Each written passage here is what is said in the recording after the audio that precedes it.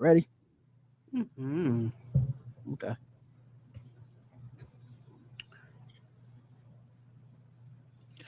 Howdy, and welcome to another episode of the Blackout Tips Podcast. I'm your host, Rod, joined as always by my co-host. Karen, How you doing?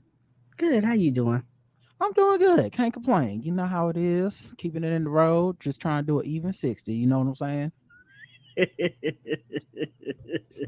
Same soup, just reheated. Just reheated. It's been doing good on this end. Okay. Well, you know, I I'm just can't trying to get complain. like you. I'm just trying to get like you. Oh, you trying to get at me? I see you, player. Uh, living my best watched life. I see it. the official weapon of the show is The taser, an unofficial sport. for the ball. And Bullet Ball Extreme. And you can find this podcast everywhere you find podcasts. Just search the Blackout Tips. It'll come up. Leave us 5-star reviews on Apple Podcasts. We appreciate those. Thank you for those who did that. And you can always leave feedback and stuff from the information in the show notes. Mm-hmm.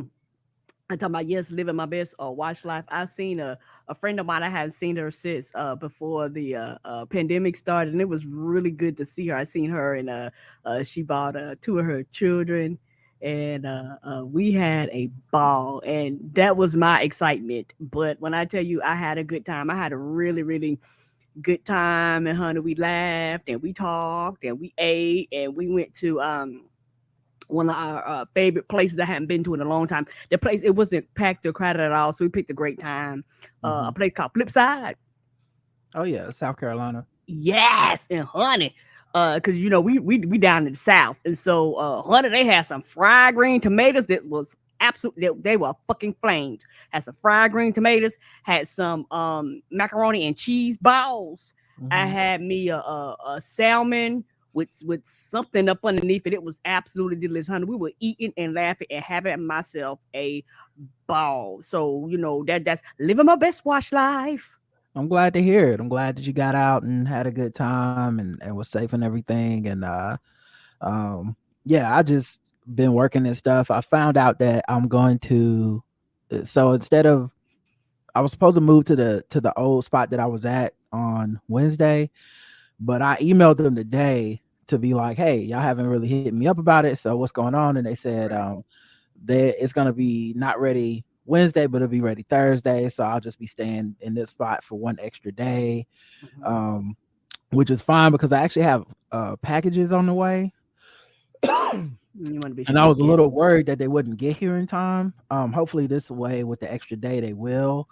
And I went ahead and bought a couple of boxes in case I need to like either mail stuff home or just pack it up to take to the next spot, you know, and I'll put everything back in my luggage. And then once I'm there, I'll be there till the end of my stay in New York. And so hopefully everything will be fine with that. So that's really, you know, the main thing that I've had going on. And I also started drinking smart water. Um, Not the smart water. do you know I've been drinking just dumbass regular water my whole life? Me too. I had no idea. I had no idea I had some that there stupid was some. H2O. Yeah, there's some smart water out here. You know, and when I started drinking, I was speaking vociferously. You know, after having a few sips. Not being vocabularious. Yeah, you know, I mean, all the belligerence just flowed out of my body. You know, straight from the epicenter. And I Come was on. like, oh my goodness, this will no wonder it cost so much. Okay. It's expensive. I don't Well, you think I've know, ever had the smart water. Do I need to get on it? yeah, I'll give you a sip when you get here. It's Okay. you know, it might make you read a couple books or something. The Ah, ah, only ah. and the only reason I got it is because and I think they do sometimes I think they do this on purpose, but I was using Instacart to get the stuff to get some stuff. And I swear, sometimes I feel like since you're not there, you know, and maybe I'm wrong, but I feel like they just be like, fuck it, I'm not looking for that. And there was like an order where it was like, I need tape, I need boxes, I need like shipping labels, I need da da da. And so they'll just be like, refund. refund this item, and I'm like, no, look for something else, obviously. Like, well, it's like, and then like, I do that, I'm sure other people do this too, but you get a little greedy and be like, oh, you know what, I'll add some M&Ms to this, or I'll add like a Dr. Pepper or something, right? Mm-hmm. And they'll be like, refund, got the Dr. Pepper. I'm like, nigga, if you didn't get the other Yes. shit, you can keep the goddamn Dr. Pepper. I don't want no goddamn Dr. Pepper that bad. Clearly I'm a person that's looking for shipping supplies. Why you give me the easiest shit to find on your way out the goddamn door? And not trying to be funny. And maybe this is just me. I think that might be kind of a New York thing because Mm, it's a little different up there than it is down here. Because most of the time down here, and because I'm familiar with the grocery store, mm, so I put it on list. They can find it. The only time I told them to substitute, and you know how we like the bread that they bake every day in the bakery, right? mm-hmm. uh I like that bread. Versus sometimes I get that bread sometimes versus the bread on the shelves. And so I had said, well, give me that bread, and if they don't have that bread, get me some other bread. And they just got me the other bread. I was like, oh, probably because you didn't even take your ass over there to the bakery section to see Right. type of situation. Like, and it specifically says like daily bread. And not trying to be fun is one of them things where I go, oh, this must be a man, But I haven't Mm, really had any problem with men, but I realized for a lot of more people said a lot of times they get angry when men pick their shit because they be saying because they are lazy sometimes when it comes to like actually going into the grocery store and look and actually taking the time to look sometimes, and they'll tell them mm. that the shit not there, and they'll have to take a picture, and they be like, well, bitch, it's right there in front of your eyes, just pick the shit. Like, if you're Yeah, I not a had good that. shopper, why do you want this job? Yeah, I had that happen a couple of times where someone took a picture or something like it's not here, and I'm like, it's in the picture you sent me. And it's like, oh my bad. But I haven't Right. had, for the most part, I've had nothing but great experiences. It just was funny when it's a bad experience or and like I said, they could be right. It could not be in there. But Agree, it yeah. gets funny when you have like a list that's like I don't know, toilet tissue, uh cleaning supplies, and like a bag of potato chips, and they be like, got the potato chips, refund everything else. You're like, no, nigga, what? Why'd you even make No. the trip? Like, I'm not like I didn't That write was this. wasting the I trip didn't in your time. because I always over tip with them apps, and I'm like, Me too. I hope you're not thinking I'm giving you, $13 to bring me a pack of M&Ms, nigga. That was not the case. Right. So it's Get just something always else on funny. the list. Yeah, it's like, not, like it's, I said, most of the time my experience with it has been good.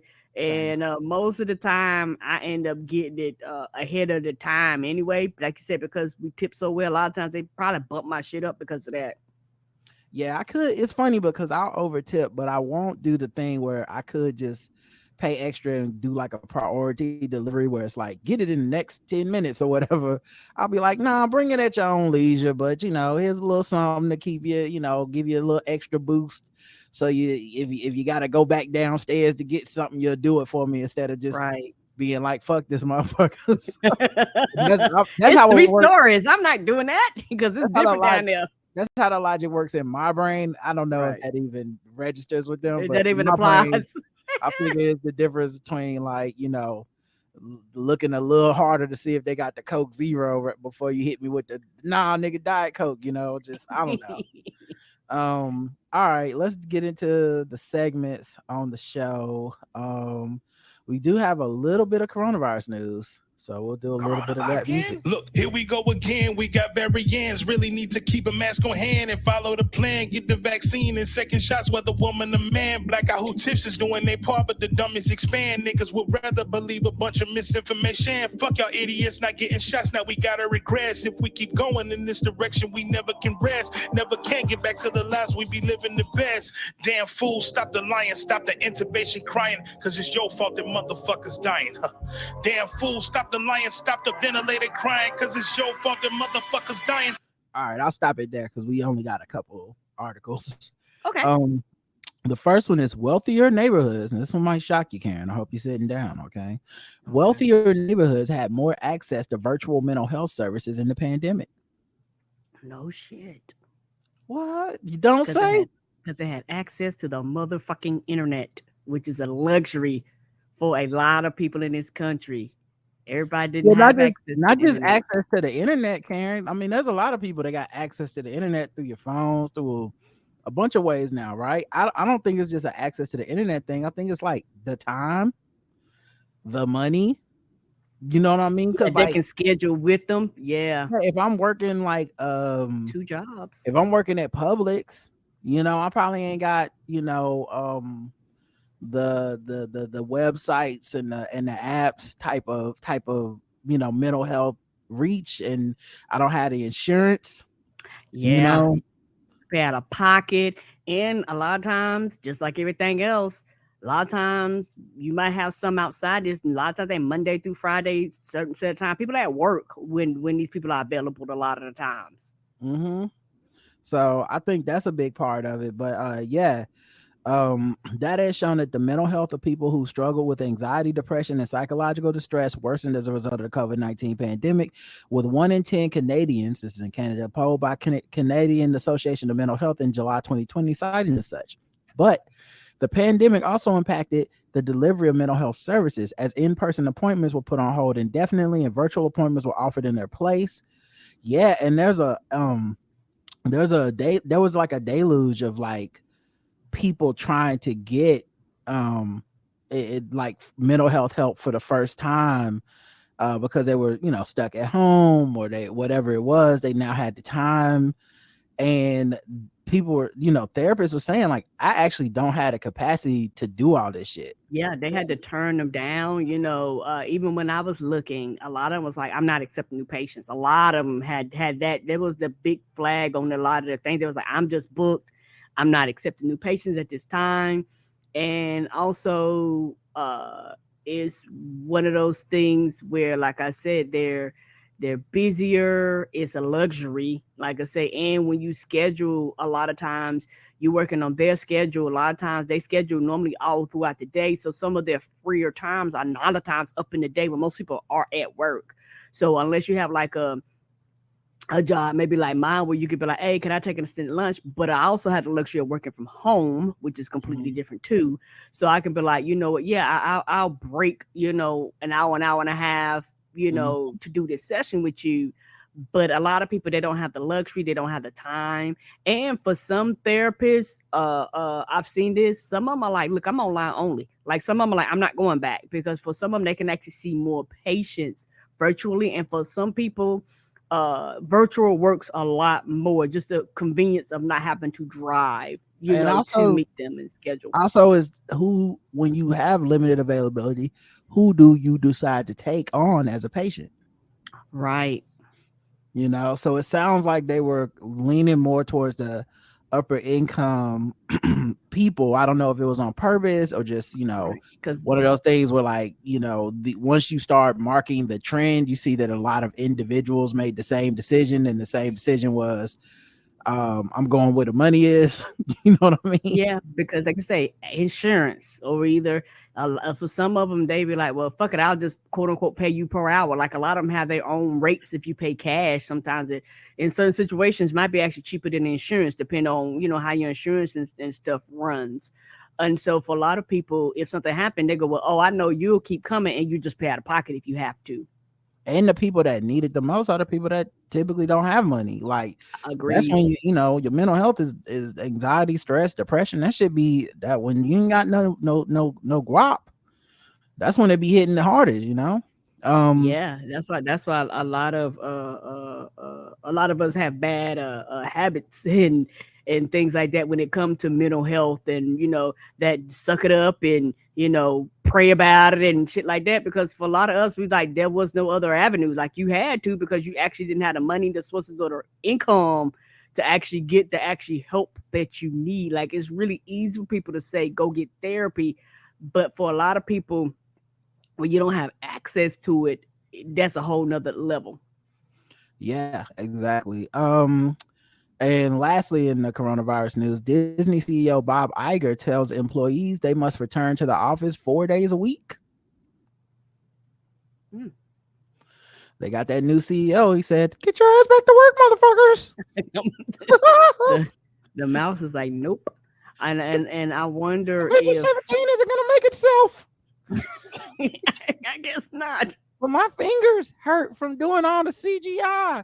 Well, now your back's gonna be hurting too, because you just pulled landscaping duty. Anybody else's fingers hurt? I didn't think so. Now your ass gonna be hurting because I put my foot up it. You know I'm Mickey. I'm about this guap. I'm about this cheese. Yeah, he straight in the email. He stressed the importance of in-person collaboration. As I guess as I've been meeting with teams throughout the company over the past few years, I've been reminded of the tremendous value in being together with people you work with.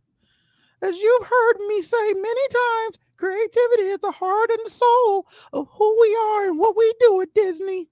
And in creative businesses like ours, nothing can replace the ability to connect, observe, and create with peers that comes from being physically together, nor the opportunity to grow professionally by learning from leaders and mentors.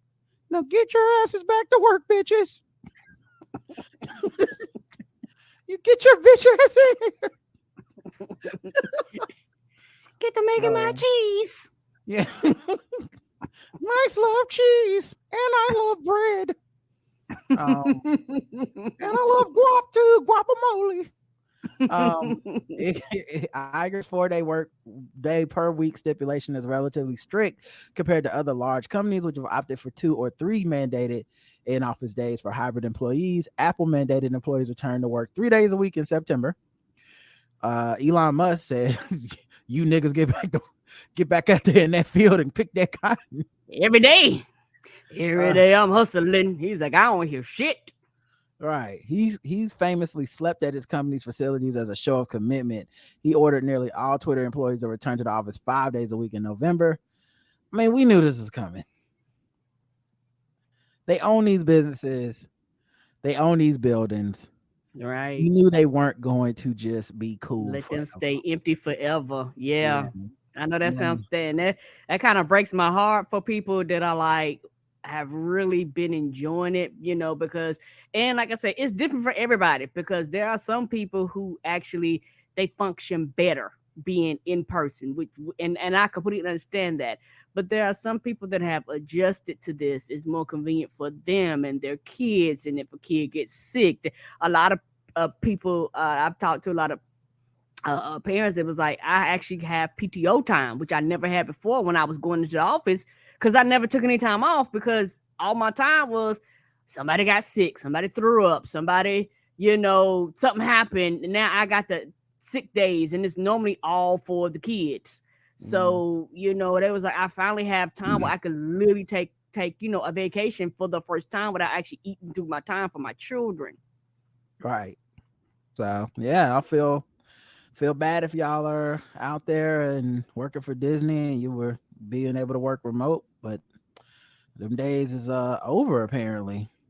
Yeah, and particularly people that actually, because for a lot of people, this might end up being a problem because for a lot of people, they actually moved further away with remote work. Yeah, it was like, hey, I'm getting outside this expensive ass city now. Right. But that's just one of the issues when you talking about these big ass companies and these billionaires. You know, the billionaires funneling money into our politics are often the same billionaires who fund corporate news media, making it hard to trust what they're reporting. That's where the Lever Time podcast comes in. Lever Time is a weekly podcast produced by the investigative journalists at The Lever, a reader-supported independent news outlet focused on holding the powerful accountable. Their work has uncovered deep corruption and vast sums of dark money. The president himself referenced the importance of their work in a speech about campaign finance reform. Go to levertimepod.com or search Lever Time on your podcast player to listen in. Now, here's a message from Lever Time host, David Sirota. Take it away, Dave. I'm David Sirota, award-winning journalist, Oscar-nominated writer on the movie Don't Look Up, and former campaign speechwriter for Bernie Sanders. I'm also the founder of The Lever. We started Lever Time so that our original reporting can reach as many people as possible. We also interview a variety of guests across media and politics. Some recent guests include actress Susan Sarandon, Amazon Labor Union President Chris Smalls, MSNBC host Chris Hayes, Planned Parenthood President Alexis McGill Johnson, and U.S. Senators Sheldon Whitehouse and Brian Schatz. You can subscribe to Lever Time on your favorite podcast player or go to levertimepod.com. It's Lever Time. All right, let's get into some other stories. Okay, we got other news to talk about because other things in the world are still happening. Everybody, I Mm-hmm. know, I know. But let me Oh, play. Hmm? I'm about to say, yeah. Crap, I forgot. Never mind. I just was just gonna add a thought to the previous conversation, but I forgot. Okay, no problem, no problem. Let me play a little bit of regular news music.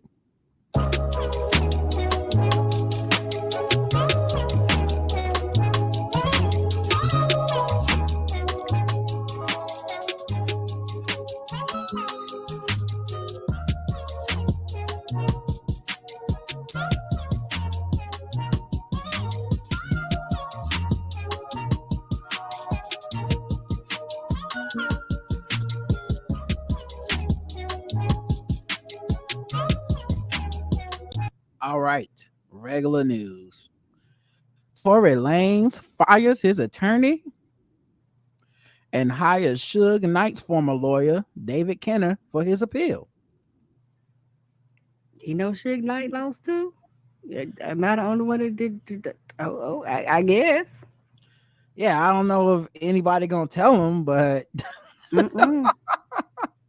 I hate to inform like y'all. I know, I really do. the judge I gonna know if the Johnny judge Cochran was alive, boy, his shit be lit up. the judge gonna be up in there like I know that ain't who I think it is. oh, but yeah. So I guess good luck to Megan Thee Stallion. Um, a TikTok scammer blackmails a person using cremated ashes in Petaluma, Hmm? Petaluma, California. That's the location. Okay. So a person tells the police they were blackmailed by a TikTok scammer using their loved one's ashes, according to a release from the Petaluma Police Department. They say the victim made contact with a TikTok seller who claimed to create artwork from cremated ashes. I've seen that before, and it's legit. And a lot of people, they for some people, you can get jewelry out of it. People get like rings and necklaces, like a lot of that pretty stuff, and they do that with it. And I can understand why some people do that. You know, they were like, well, I just don't want this urn sitting around here, just because. So a lot of people are thinking that a lot of people do very creative things with the ashes, so they're not just sitting at the house. Well, the reporter apparently blackmailed them and said, if you want your ashes back, you better send me $3,000. After they took the ashes. Yeah. Police say the victim is sharing their story to keep anyone else from falling prey to the same heartless crime. Now, I don't like that this doesn't name the streamer, the TikTok person or any specifics, and maybe they're trying Name to them. protect the person's identity or something. But I feel like someone could easily fall for this shit. But it's also like the scary part about the internet and social media, because you follow somebody, you see what they do, talk or whatever, you start to feel like you know them and can trust them. They can be in business. It could be the kind of business where you paying them through Venmo, or there's not a lot of official paperwork and not a lot of like legality and ways to like redress harm. And then next thing you know, they just turn out to be a piece of shit, and there's not much you can do about it. Right. And it's and it can become very frustrating, particularly the person, not the person who reported, but the person that actually account. This is their account. Like, so hey, don't purchase or anything from them, because like there are legit sites that actually do this, that will actually do it properly and all that type of stuff. It won't take your money or anything like that. And they do that and put like this is not the first time. This is a scam. They've been doing this over and over again, because they know people will send it to you trusting that you're going to do what you're going to do, and then they don't do the shit. You blackmail me, now I pay you, but I still don't get the product that I asked for, and that's if you send me my shit back. Yeah, I think also just it's just sad that it's like a confidence scheme. It's like you get to know these people, and you think maybe you're saving some money, maybe you're getting something unique and personalized, and it just turns out they're fucking scammer the whole time. And Yes. because there's not a lot of regulations and stuff on this type of shit, through the internet, I doubt you're gonna even get the ashes back or get your money back. You won't, and it's one of those things to where I've actually purchased things from like people online and got it and didn't have a problem or anything like that. But a lot of times I'll actually go to the website, be sure it's legit. Like I'll actually will comb a little bit and see, do you have any reviews? What is your Better Business Bureau score? Has anybody filed any? I know that's a lot, but has anybody filed any complaints on you? Or either a lot of times if I do buy something, I make sure it's not expensive, just so if it's a scam, I'll be like, okay, you got me. But when it comes to something like that, you're gonna spend a good little money with that. It's crazy too, because like that's happened to me a couple times that I've gotten like purely ripped off, and it's normally been stuff that wasn't expensive. Right. But sadly, and I don't say this to tar and feather all the whole group, but sadly it's been when I try to support like a black business. Now that's 99.99% of the time it's been fine, but just the fact that there are people who prey on, oh, you would like to support a black person, or I'm just gonna take your money and not do the work. And it's just like, why would you do that, especially when you like advertised it as a black, like I'm doing this support, you supporting a black person. It's like if actually I was about to say something that's gonna sound like shade, but I really don't mean it in a shady way, so y'all just have to trust my heart. But it's like when people do like the premium podcast offerings and then they just don't put shit out. And it's like, I've seen it before. Yeah. It's like, well, I'm paying, but I'm just supporting you, which is cool, but like, but let me know I'm supporting. Let me know this is the whole purpose, and don't promise me something that you're not going to deliver on. There's gonna be some people that feel ripped off by this shit. You know what I mean? It's just the nature if you promise something, like I'm big on Patreon and stuff. I've supported a lot of people's Patreons. Me too. And a lot of podcasts, black podcasts or Patreons I'll support. Sometimes I can listen to them, sometimes I can't. Sometimes, but the thing is, like, one of my favorite ones is T with Queen and Jay. And when they started their Patreon, they was like, you don't get nothing. This is just if you want to like support us. The truth, right? And I love them for that because that's real. You know what I mean? Yes. And at the same time, they still end up putting out shows like once a month or something like that. Even when they don't put out a main show, they'll still put out, but they don't have to do shit. But the point is, that was so refreshing. Told you up front. Yeah, it's so refreshing because I think a lot of times people offer shit, double down, overpromise, underdeliver, and it just turns people against you. But even worse is just the rip off artist, which is which is a different category. But yeah, especially when you get ripped off by trying to support somebody, like support a independent business person, and then they'd be like, $3,000 if you want your mama's ashes back. Like, damn, you evil. Yes. And it's very frustrating because there are a lot of legit businesses out there going, I would have loved that business and I would have treated them right, and y'all literally are fucking it up for people like me. So when I pop in their feed, they'll scroll past that shit because you have burnt them. Yeah. Only 4 in 100 would-be sperm donors make the cut. Disease, unhealthy living, and low-grade semen get many people disqualified. Now, of course, most men probably seem pretty, I'm sure, are pretty confident about their sperm. And that just falls in line. They get to looking at that sperm and they be like, don't move too good, something wrong with it. You be like, yeah. And that just falls in line with men in general. We're very overconfident, and considering 96%, and they run tests and they be like, buddy, these kickers ain't strong enough. 96% of men would not be able to donate sperm.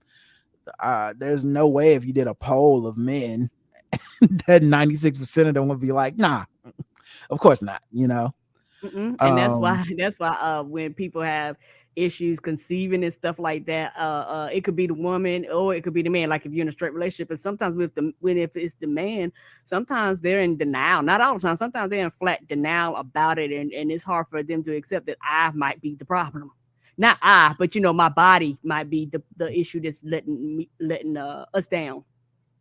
Over half the men who applied to be donors at Cryos in US and Denmark withdrew from the program before their samples were released for use. Another 17.4% were rejected due to health issues, including those carrying genetic disease or with an untreatable infection. Another 11.7% failed a screening questionnaire about their lifestyle. How do you fail a questionnaire about your lifestyle? While 11.2% were rejected due to poor sperm quality.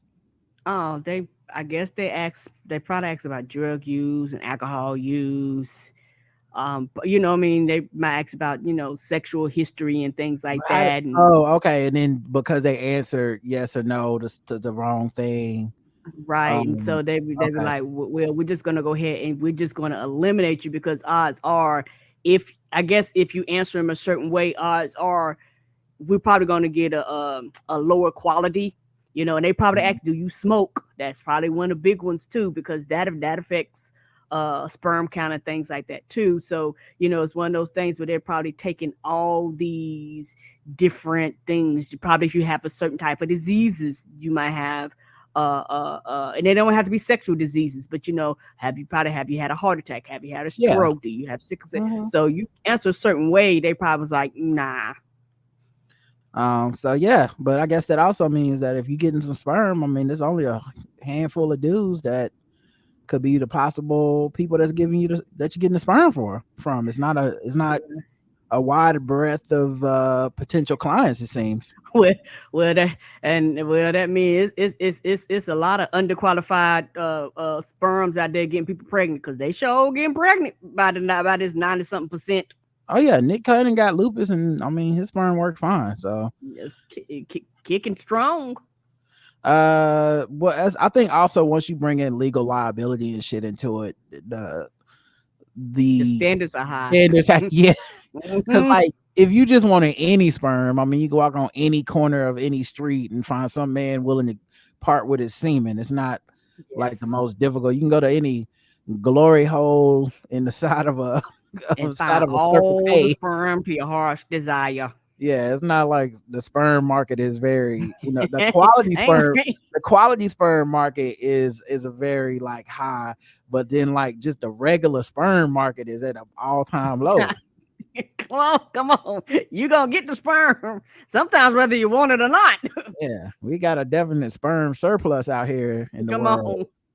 The U.S. is considering banning gas stoves over concerns that they cause health and breathing problems, as a new study finds that 1 in 8 childhood asthma cases are linked to the hidden hazard.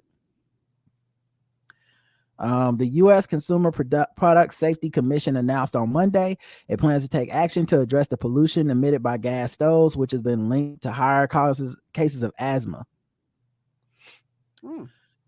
They said any option is on the table. Products that can't be made safe can be banned. The agency could also elect to set standards on emissions for gas stoves. Okay, so how you gonna do this? Because there are some people I've never had a gas stove, but there are some people that actually really love their gas stoves because they like. Oh well, then I guess nothing can be done. Their kids can get asthma. Fuck them. All right. No.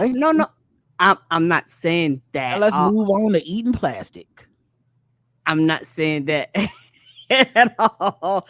So I'm gonna say, like, what are the standards? Like, what? And if I already got a gas stove, do I got to replace that bitch? That's what it sounds like. Yeah, they say all the options are on the table. They're expected to open a public. Y'all better send me some shit. I just got a brand new gas stove. I gotta replace that bitch. No, you gonna pay for it then. The announcement comes on the heels of a new study that found that roughly 1 in 8 cases of childhood asthma in the U.S. are the result of air pollution given off by gas stoves. This puts emissions from gas cooking at the same asthma risk level as breathing in secondhand smoke. Asthma affects roughly 6 million U.S. children each year, and nearly 13% of them get it from breathing a myriad of toxins from a gas stove that it belches out every day. Findings from the team at the Rocky Mountain Institute in Colorado suggest that the roughly 35% of American homes that use gas stoves should mitigate the spread of toxins like nitrogen dioxide and benzene by switching to an electric induction stove. I just feel like we're 10, 20 years away from the next study being like electric stoves are giving people cancer, like electric stoves are electrifying people. Like whatever you switch to, it's just gonna be like, oh yeah, we was trying to figure out how people was getting diabetes. It was the electricity in the stoves, but it's okay. We gonna just switch everybody over to charcoal. Yeah.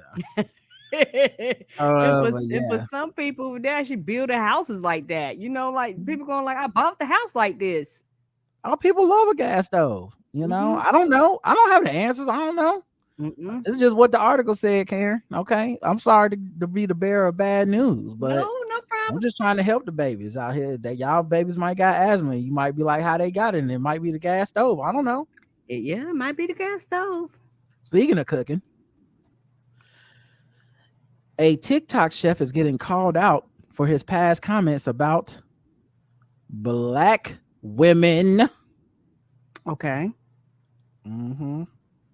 Oh, I said it. I went there, Karen. He is talking about. You went there? He is talking about Black women, Karen. We're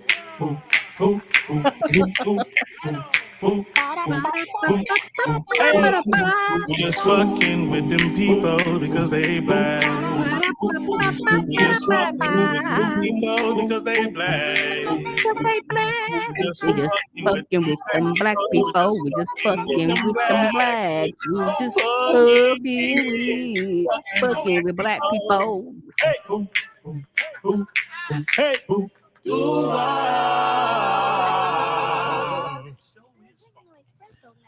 For many, having a video of something you made go viral can turn into a real boon and get more people to discover what you do. But as one TikTok chef discovered, it also led to several people resurfacing years-old tweets and comments, many of which include insults against Black women. Oh no. And the video viewed more than 2.1 million times on Twitter. Wayman Wesley, a Houston-based chef who describes himself as being passionate about food, science, modernist technique, and comfort food, filmed himself making oxtail pasta. The video. Oh, that's that dude that I've been seeing going up and down my timeline. I just seen oxtail pasta. I haven't even seen this video, so this is my first time watching. Hey, what's up, guys? I blew the rent money on oxtails, so let's make a pasta with caramelized shallots and chanterelle. What, the rent money? You sell your kidney to get the oxtails. You want to season them with salt and pepper. They always had to speed the videos up so that they preheated carbon stove pan, and then cook them in beef stock along with some shallots until they fall off the bone tender. Next, let's move. That shit is fall off the bone tender. You see how it fell off that bone though? Oh man. On to making the scallion laminated pasta. We're gonna make 2 layers. And he making the pasta from scratch. We're gonna put some lightly floured scallions, laminate the 2 sides together, and cut them into sheets. A proper pappardelle should only be 3/4 of an inch. I don't know. Up to 1 inch max. I don't know why it's freezing a little bit. What you say, Kev? Did he go to school or something? Did he go to school to be a chef? I don't know. Okay. That's the thing about TikTok, right? We just literally talked about it. I don't know. Okay. Could just be, got in the kitchen and got to work. Oh yeah, and not that it make a difference, just the way he was talking, I was wondering. Oh, I know. No, we're on the same page. Let me get back to it. I'd like to be classically qualified as pappardelle, but it's my house, my rules. Next, we're gonna caramelize some shallots over the stove. That is a lot of shallots. All right, I don't know why it's taking so long to freeze between every fucking. Then into the oven until they're nice and jammy. We're gonna blend till smooth. Now for the final piece of the dish, we're gonna saute some. I'm gonna make this smaller. Oh, okay, there we go. But yeah, so that's the video basically, and I guess it went super viral, and everybody was like, "Oh, okay, this is cute." Okay. And yeah, I guess I just seen him and oxtails. That's all I seen. And I guess on TikTok, since it's different than Twitter, it's like you can kind of like blow up. You show your face. You can have a different brand. You can literally be like, I'm not gonna say any of the shit I used to say on Twitter over here. But once it went to Twitter, because that's where everything goes from TikTok. If it gets popular, people screenshot it, whatever. Move it to Twitter, right? That's how I found out about TikTok. Everything's happening over there. And so then people said, wait, I know that dude. He used to be on Twitter all the time as like way Mo to God, and he used to talk shit about black women and particularly dark-skinned black women. Oh no. Yeah. He had a different username, and he did reply to like, I guess, clear it up or whatever. I don't know if you want to say that, but because he posted the video on Twitter as well, and people was like, you know, have you addressed any of this stuff? And he said, I accepted accountability for the 2015 tweets and several reply tweets to individuals who added me. He also put out like I guess you call it a statement, but it was like a tweet that says, to those I've hurt with my past tweets that have resurfaced, I'm deeply sorry. That was a moment in my life where I was sick in more ways than one. Cooking saved me. You have watched a flawed man heal. I will continue to heal and learn. Thanks for being along for the journey. And they were bringing up stuff like he was so bad with some of the shit that he was saying. His own mom, who had Twitter at the time, had issued like a thing to say like, we did not raise him like this. I think he's trolling. I don't know why he's doing this. Also, he has 2 parents, and so don't just blame me, but this is the opposite of what we taught him. So it was so bad that she had to say something is my point. He said stuff like, if Black Lives Matter to Sandra Bland, she wouldn't have taken her own life. Nigga. And another, he commented on one photo, shaking my head, the dark one messed up the pic, in response to a dark-skinned black woman posing in a photo with another woman. And then one of his followers replied, cropping her out the photo, and I think he said better or some shit like that. I can't remember the exact words of that one. Sorry to misquote him. In another old tweet, Wesley posted a photo of a light-skinned woman, using it to fat shame and insult anyone with a darker skin tone. This is the perfect size woman, the skin tone. She's healthy. Anything bigger, darker than this is garbage. Another old tweet described one dark-skinned black woman as being too black, while another compared 2 different hairstyles, one with straight hair, the other a black woman with long waves, as real beauty versus weave and lies. As people posted these old tweets calling him out for his misogynoir, they noted just how harmful his comments were, and the harassment they faced. Others called him out for attempting to rebrand himself. Me and you've been around long enough. We've seen tons of rebranding. We've seen a lot of people that rebrand. We've seen people every year or every few years. You look and their account is 0, and they will start that shit afresh. Yeah. While he addressed some of the commenters and replies, he eventually posted a bigger apology, which I read earlier. For some, his apology didn't cut it. They pointed out the very different ways he handled the controversy. Yeah, one thing that was interesting is, because I think once the hate is on you, once the group of people are on your ass, it's literally nothing you can do right. If we're being fair, if we're going to be fair. And a lot of this stuff turns from justice, quote unquote, accountability into essentially a level of bullying and a level of like, just being nasty. A level of like community and getting off on it. Like, I need my followers to see what I said to you so that it can be like, building whatever. Their platforms at times, strike while the iron's hot. Yeah, and so in a couple cases, like they doxed him and where he works now, which I thought was interesting because this is one of the things they got mad about Elon Musk. You need to stop all this. But I've always said it don't matter who the group is. When they do it, it's right. When anybody does it to them, it's wrong. Correct. Go ahead. I was just gonna say it's one of the reasons that you'll never be able to get firm policy on stuff like doxing and shit, because people feel like when I'm doing it, I'm justified, and then they refuse to see that when the assholes do it, they think they're justified too, and you're the asshole to them. And they got mad that he turned off the comments on his social media, because it was like, if you really wanted accountability, you open up the replies. It's like, but y'all aren't gonna go in there and be like, let's talk about this. Y'all are just gonna go in there and talk shit about them and talk shit about. You're not trying to have a conversation. You're not being rational. You're not being real. You want to harass him. Correct. That's why you wanna get him fired and all that stuff. Like, because his job is not him being a chef. It has nothing to do with it. I forget what it was, but you want revenge. Like you don't like him and you want revenge. It's not necessarily a justice or a equality situation. Is like, I don't like this nigga. I hope bad things happen to him and I want to make them happen.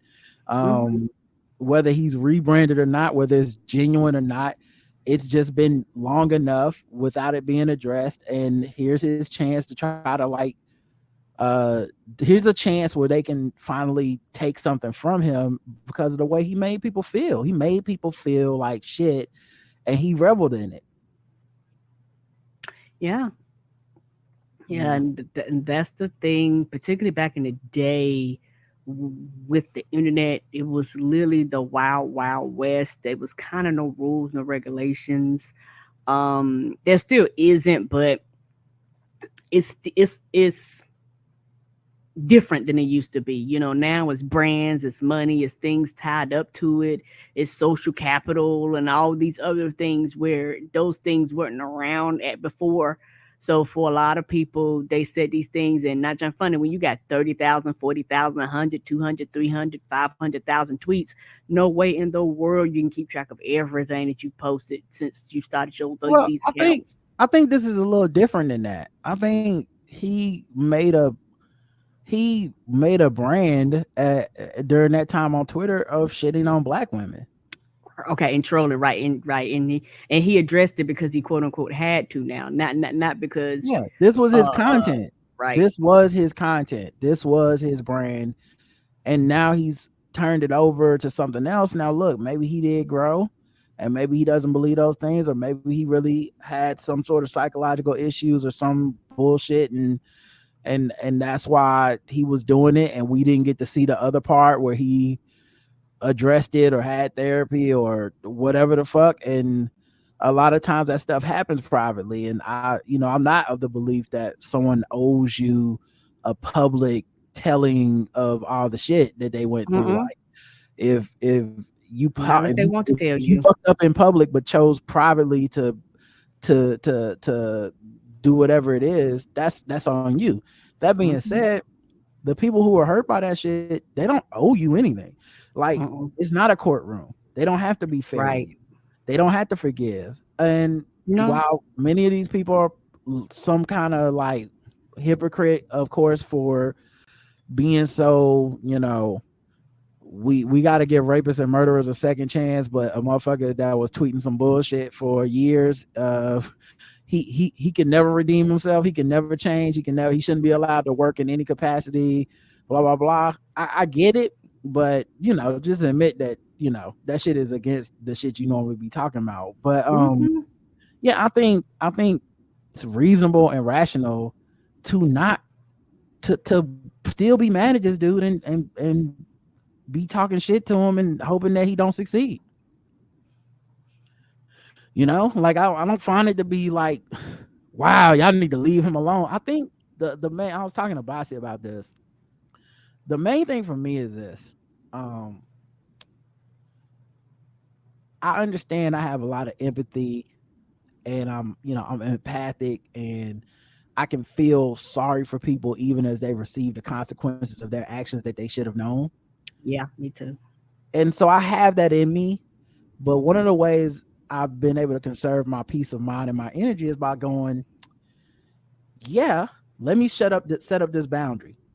Because when you get what's coming to you, I'm not going to let my empathy for the fact that, oh, something bad is happening to a person make me forget that you was out here basically kicking a hornet's nest. And so he probably thought this could never happen to him because even the group he was picking on was not that powerful of a group, quote unquote. He's picking on dark-skinned black women thinking that it's funny and people were probably participating in it and joining in and thinking it was funny. And they were. And I don't necessarily think I'm like a great, like, oh, I'm such a great person. This just never was a thing for me. Same. It's like whenever they have like a prominent black man who's like his love of black women and he just got this thing. And then someone always brings up like how he talked bad about Serena Williams or something like that. And it's always like, damn, you was out here talking bad about Serena Williams. And it's a lot of dudes that did. I don't know what it is. I don't know if it's some rite of passage shit. I don't know if they just thought it was funny, if they were bonding over the shared misogyny and Yeah. misogyny bar, whatever it was, or just some loser ass like I couldn't get with y'all shit, or just something. It just, but they thought it was good content. Mhm. They thought it was funny. And honestly, if they get roasted or they lose out, that's just too fucking bad, dog. I'm sorry, but you courted this, and you just thought it couldn't come back to haunt you. And a lot of times they don't address these things until they do lose some shit. And Right. I'm not saying he has to, but isn't, I can, that's one of the reasons you don't see people being like, guys, he's changed. We don't know that he's changed anything. Mm-mm. This could just be the new brand, which is cooking. Mm-hmm. So I don't Until know. something happens, and only time will tell the truth with things like that. Yeah. So what do you think? 0 to 100, I guess.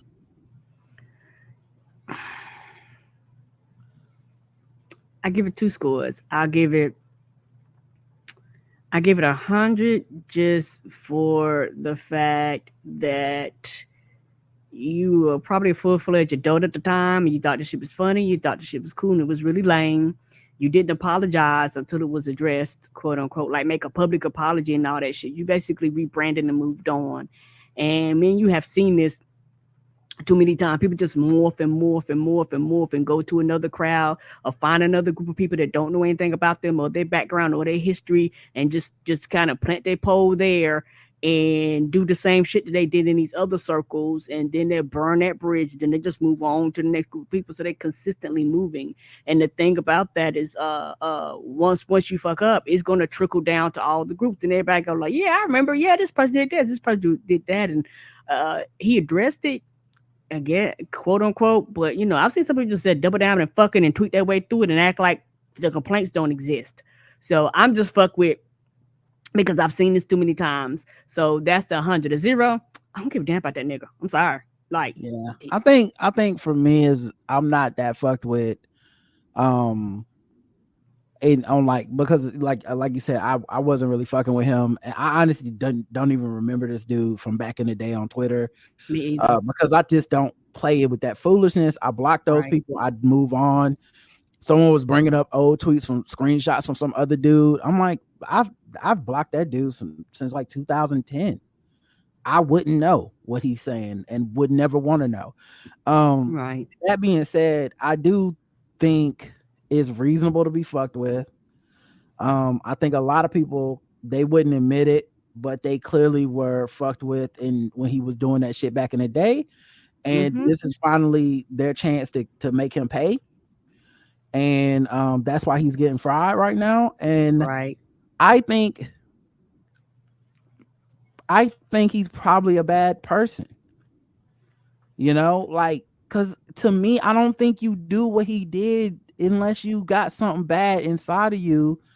And it was so vile, the things I was reading him say, like, it was so vile. I was like, honestly, dog, it's gonna be a lot of people that can't look past that, because you were waking up gleefully doing this and hoping to get the dopamine hit and the That's what it is. That addiction, man. yeah. That's what causes But it's the people thing, to do but the that, things right? you're willing to do for the dopamine, it says something Across about you. all the lines. Yep. So I don't know, man. I mean, he could be the changed person that people want him to be, but I think a lot of times people prey on that. And like, my intuition at this point is very much not about that shit. This is why I'm not a prison abolitionist. I'm not I'm not an abolished type of person, because I'm very much like, no, some people are foul and they just really shouldn't be given a chance to keep fucking hurting people. And I'm not saying this dude's a criminal or he needs it, but the fact that people are like, I don't want to see him on my fucking TikTok without him addressing these things. And he'll probably go on to be fine, but I know he lost a sponsor today for his videos.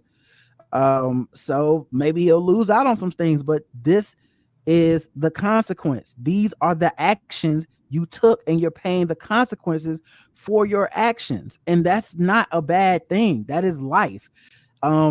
Is it foul that they're piling on you? Yes. It's also foul that you piled on them for years and just weren't going to address it and just move the fuck on. I'm sorry. And I guarantee you, when he did this, people was like, "Hey, dog, like something." I'm guarantee you, people told him back then, and he just didn't care, because a lot of times when you're in the They moment, did. His own mom. Like, he didn't care because the dopamine and the attention or whatever it was he was getting, or just the hatred he harbors for black women, whatever it was too strong for him to just go, this is foul. And I saw those type of dudes and saw that type of content for years online. And I've always thought that shit was so fucking corny. I always thought it was weird.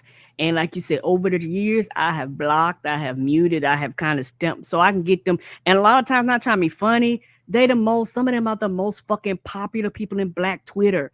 Like, it took a long time to get some of them niggas just out of my timeline. Like, I would mute and block, and they would just find a way back in my timeline. I'd be like, I don't want to see them. Because a lot of content is reacting to them. Right. So they like, that's the thing. It's a symbiotic relationship, and they finally got the upper hand on him. But yeah, I don't know, man. I don't feel conflicted about that shit at all. I don't care, as far as I just was not. I like, he never got me to be like, but that's Chef Way. Like, I never was into that part. So there's no betrayal from me.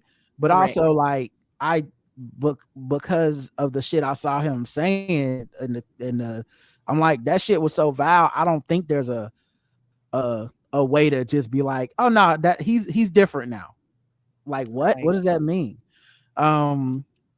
Karen's Diner employee goes too far after touching customers' food. There's a diner not called Karen's? There's a diner called Karen's, and it's actually like Australian and stuff. It's like, I think they may have one location in America, but it's not an American based company. But it is based off of, the Black Twitter Karens. Like, but white women work there. The fuck is this? I think so. I think that, I mean, at least that's what it looked like according to the video I saw. Like, she had the Karen haircut. This is a picture of her, if y'all can see that. Oops, can y'all see that? Yep. So that's the woman who did it, and so she looks like a Karen. Is this part of the thing? Like, we just be rude to you? Is that part of the attraction? It seems like it is. Like, it's like, I know they used to have like I don't remember the name of it, but some restaurant chain like Assholes or something. You go in and the waiters are kind of spicy and rude, but like that's what you're paying for. So I guess that's what this is supposed to be. Karen's Diner.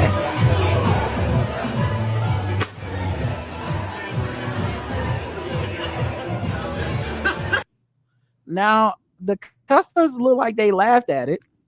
Okay, so this look like it's one of them things where this is what you're expecting. Like, you come in here for the rudeness, like this is what they've quote unquote been known to do, type of thing. Yeah, like somebody said, like a dinner in a show type of thing. It promised the locations in Australia, New Zealand, and then the UK promised great burgers and rude service. Okay, that makes sense. Okay, I wouldn't go nowhere like that, but that's just me. Which sees the staff say whatever they want to customers with hilarious results. It would be funny. I guess they don't have any in America, but I feel like we're the real Karens, and it would be funny if it was like calling the police on black people. Like, they go over to your table, they don't take your order, they just be like, there are some people here that are making me very afraid to do my job. But yes, and they talk loud enough for you to hear them. Therefore, blacks over here in the corner. And then people said it was unsanitary, and I was fun, but the second you touch my food, it's over. Blah blah blah. Is so then like, people are now mad about that part of it. So I don't know. What do you think? What about the restaurant? But yeah, what are you fucked with? I mean, I guess for me, the fucking with black people part of it, the only part of it that does fuck with me is Karen feels like a black Twitter thing, and I wonder who owns this restaurant that has no locations in the U.S. and is making money off of black Twitter's IP basically. But so that fucks with me a little bit. But what do you think about just the situation with the restaurant and this waitress? As wild as it may sound, the people knew what they were paying for. Like, it put like this: it's you come here and you get rude service, Right. and so it's like, for me, like, oh, okay, I guess, but like I said, I would never go there. I don't want rude service. You make me mad, me personally. Right. I'm like, no, what you ain't gonna do is talk to me crazy. I'm paying money, bitch. You better talk to me like you got some sense. Yeah, you know what's funny is like I think if I could definitely go to a restaurant like this. I don't think I wouldn't be worried about that. Honestly, and maybe I'm too lax, but honestly, I would laugh. It would be so hilarious if she put the middle fingers up and ate one of my onion rings. I would laugh at it. It really would not, like the monolithic black Twitter reaction of like, and then I would kill her for not, I really would have been like, whatever, it's funny to me. So I don't think it would bother me in the way that it bothers everybody else. And because she didn't like stick her hands all up in the food, she just like grabbed one onion ring. You don't see her touch anything else. And even the part she dips is not the part she touched. I would have been fine. I honestly would not have. I would have laughed at it and been like, "That's what I get for going here." Yeah, and it's one of those things to where, if I go in knowing that, that's different. You know what I'm saying? But if you walk Well, in there, I just can't imagine. I mean, let's just not create a scenario where you walk in and you have no idea they're gonna be rude, because of course then everyone would be 100% fucked with all the time. So let's say we knew that this restaurant was Karen's and that this was their thing. How fucked with would it be for you? I wouldn't be fucked with then. No. Okay. Yeah, I don't think I would be. Not going in knowing that the whole purpose, like the whole shtick, was to be rude. Yeah. And like I think the restaurant concept is dangerous because me too. People have such varying taste on when you say we're promising to basically be sassily offensive, people have such varying fucking taste on what that means. Mm-hmm. And so, yeah, that table didn't seem actually to be mad about it. But the people online, of course, are the same people that, would kill anyone that touched their hair, even if they was at work, Right. So you can't really look at their performative blackness. Stabbed it with a stapler.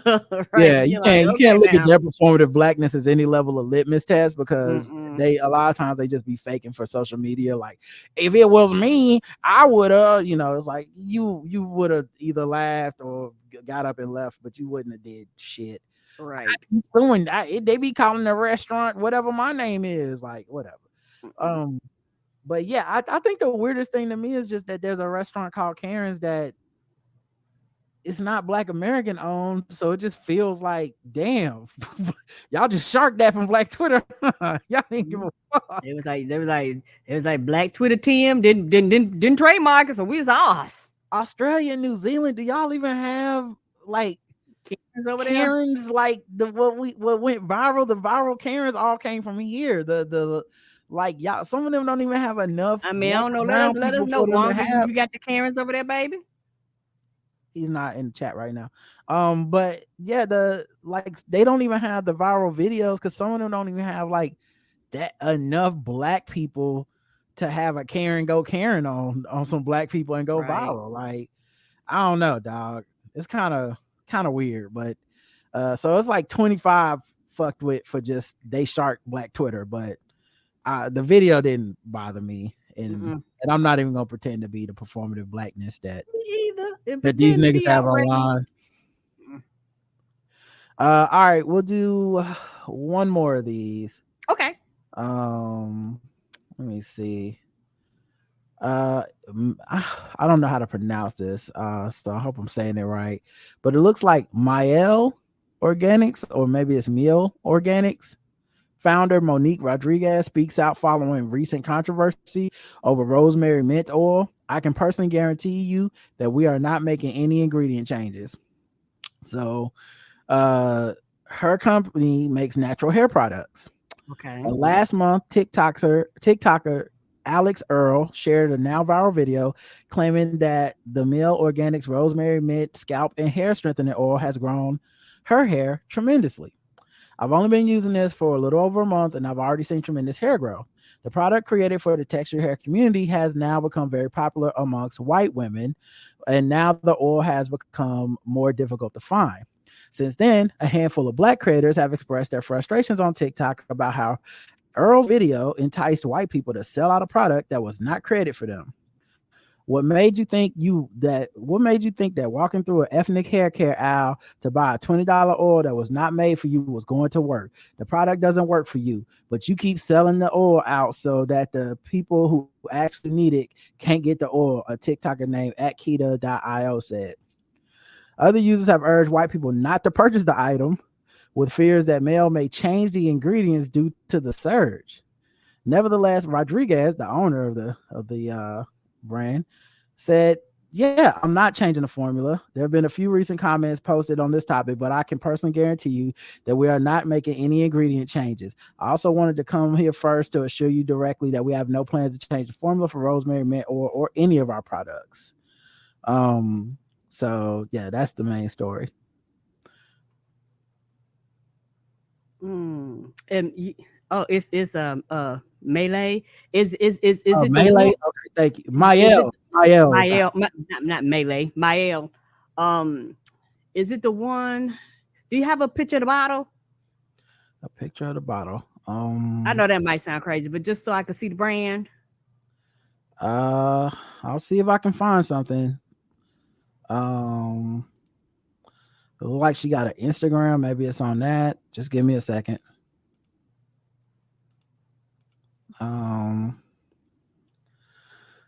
I guess this is her IG. Okay, yeah. Okay, yeah. I've heard of that brand. Yeah, that brand is very, very popular in the natural community. A lot of people love that particular type of brand. It's, if I'm not mistaken, it's known to be like really light and smells good. So a lot of people like their stuff, and also I think that being black in America, niggas fear when white people kind of come into their space, because when they come into your space, all of a sudden the price of everything, the price of the brick goes up when they come into the room. When you're like, well, goddamn, now y'all gonna hike up the prices and shit because they coming in here with all this money and resources and shit when we've been supporting it and buying it, buying it at cost. But it's one of those things where it go like for a lot of black people, they're frustrated now because they go, now I can't buy the product that I need because y'all bought y'all asses over here. A lot of I understand the frustration. Like, keep using the bullshit y'all using. Did nobody ask y'all to come over here? Type of thing. So I understand the frustration and the irritation. Like I said, particularly being in America, and it's one of the first things where your fear is like, okay, now you're gonna fuck around and change my product to kind of make it where it's more accommodating for their hair. So now I found something that finally works for my 4C hair, and now I got to deal with the shit, drying my hair out, breaking my edges, and all this shit because you quote unquote modified it for Becky's hair. So I understand the frustration because it has happened before. So that's the fear. And that's why everybody's coming out the woodwork going, Lord, now we got to deal with this. Why you bring your ass over here? So now they're going, now we got to do. So, as the person that's making it, I would, come out and be like, calm down. Like, it's the anxiety. That's what a lot of this comes from, anxiety. Calm down. We're not changing shit. We're keeping it the same. They buying the product. That means I just have to make more. Like, it's enough product for everybody, guys. Yeah, it's insecurity. I think it's kind of like when we got our Spotify deal, and there were a few people that emailed us like, "What are they gonna make y'all change the show? Y'all gonna have to start saying things differently and all this shit." And I was like, "Hey, why the fuck do you think we would do that? like I'm still me, nigga. I'm not gonna do no dumb shit like that. Like, think about it. If Joe Rogan get out there and say whatever the fuck he want to say, why would I not be able to say what I want to say? Well, I got to modify. I'm not scared, you know. But also I do feel conflicted about this because if the hair product works for some white people and that opens up a lucrative market for this black woman's business, right? What the fuck is she supposed to do? And right. Then, and everybody like, get that bag, and then okay, you get the bag, and now it's we don't know about you getting the bag now, sis. You're like, what? Do you want me to get the bag or not? Right, and then some of that stuff. So I was talking to Bossy about this, and she probably could articulate this better than I can, but she was talking about how one of the things she feels a bit off put by with black TikTok is how often they frame themselves as the victims of something in order to like they don't find any power in blackness. It's all a burden. It's all the downside. It's all the negativity. It's all, and especially when you're making content like TikTok, a lot of the TikTok content that works and goes viral is, let me explain some oppression. Let me explain how hard my life is. Let me talk about this macro issue. And it's like, where's the fucking joy? Where's the resilience? Where's that kind of stuff? And why do you take things in the most negative light? I remember that we played that clip of the black woman that got mad at Drew Barrymore for frolicking. But that's the kind of content that people make over there. Right. And so her whole point was like, this shit is actually kind of wild that they assumed the formula is changing. I won't be able to buy it anymore. It's only sold out now because of this woman, and white people are buying it, as opposed to just more black people got exposed to it. It was dark. Some people were saying it was already hard to find. It didn't have nothing to do with this woman. Like, it was. It's very popular product. But it was like you had to hop on an angle to be a victim. But I think at the end of the day, the biggest person that got victimized is the woman that owns and runs the thing, because y'all assumed the worst of her. Y'all really assumed security started shining.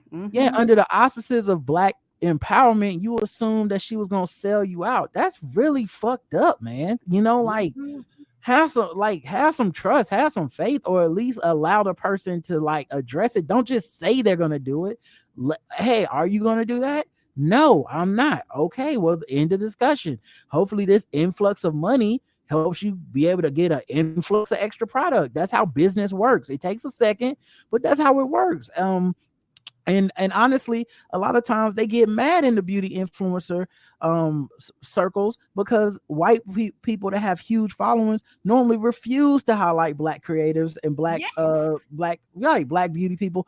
And so to see somebody be like, I have a big platform and I am going to give a praise to this woman, and then people turn on it, that's fucking crazy. And it's just a weird catch-22 of blackness. And it's one of the things that I hate about like the social medialization, I know that's not a word, of all this shit, where it's like, how can I turn this into depressing content, as opposed to like, yo, congrats, girl, you're blowing up, and I hope you continue to blow up, and I hope you continue to put out more and more products, because this is what you were dreaming of when you made your business.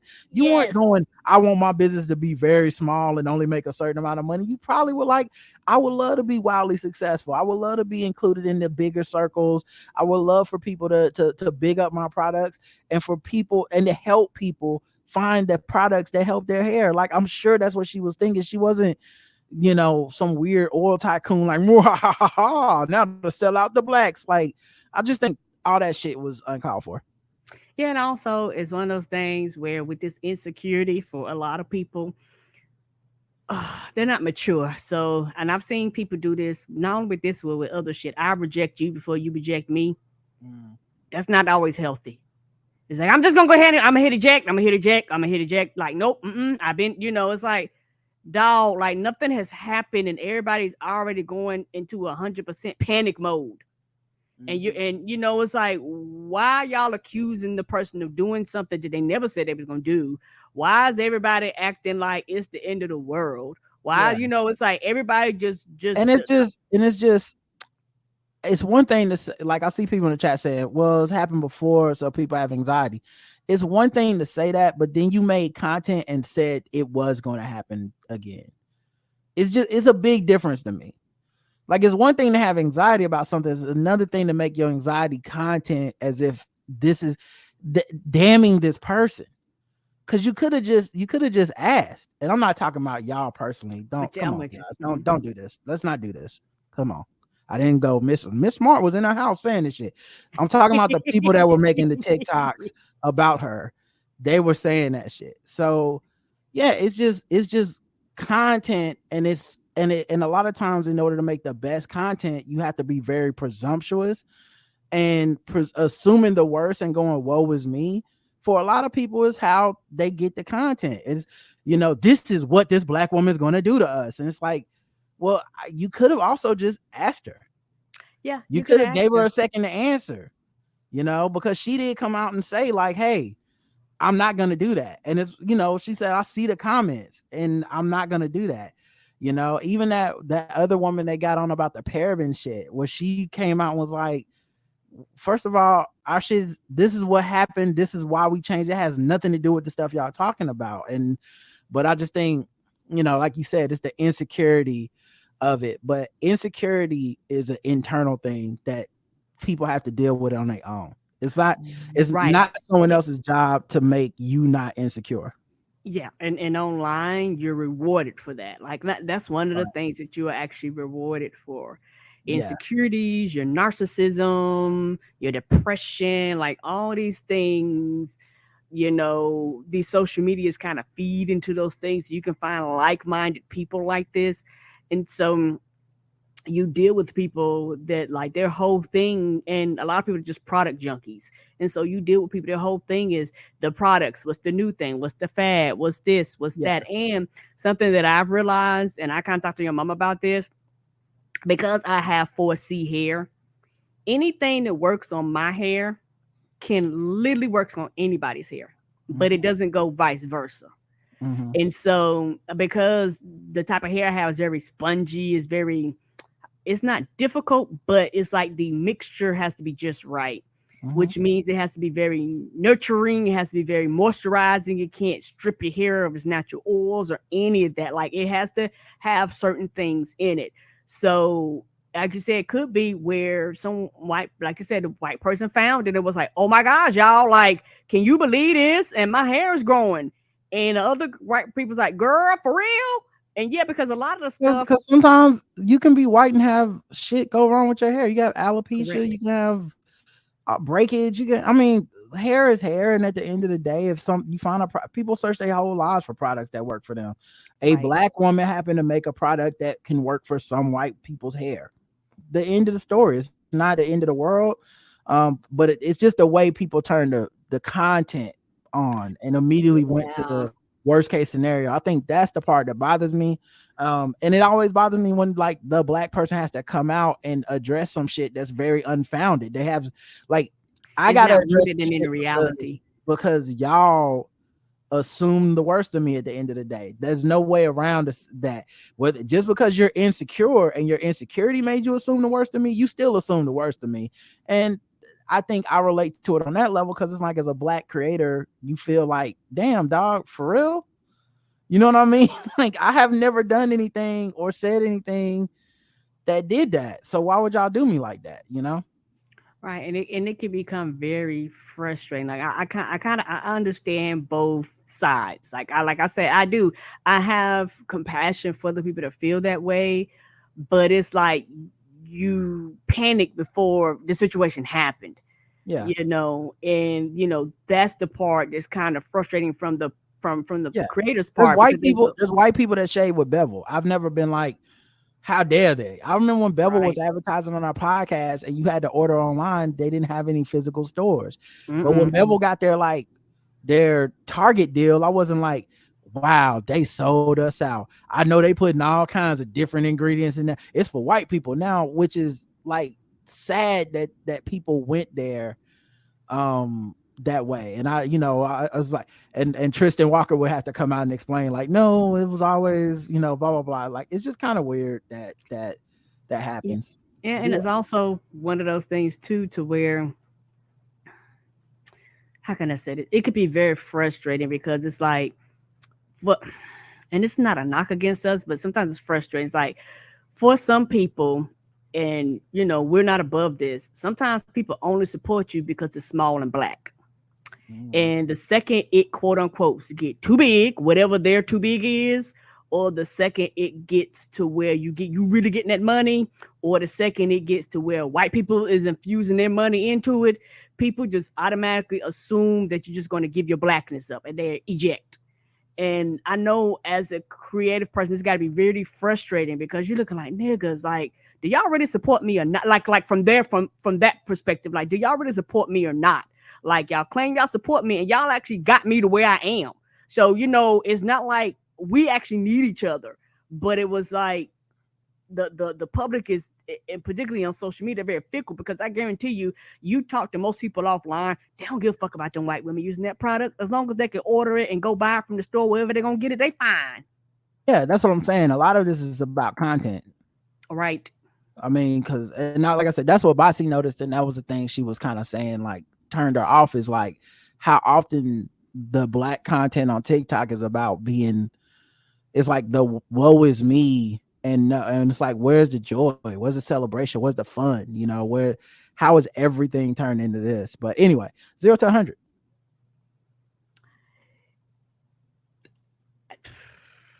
I give it 2 scores. I give it 100 because I understand people's fear. I understand history. I understand that, but it is not the person who makes the product responsibility to address and cater and make you feel okay just because something happened. Mm-hmm. And in some situations, yes, they do need to. Don't get me wrong, but this is something that they did nothing. Put like this, they did nothing. Somebody else took their product, went online, and it blew up. The person themselves did nothing. So I don't think people understand this. The person that created the product didn't do a motherfucking thing. People are responding like they went online and made a TikTok that said, fuck y'all niggas, I'm getting the bag. Come on, white women. She didn't do that.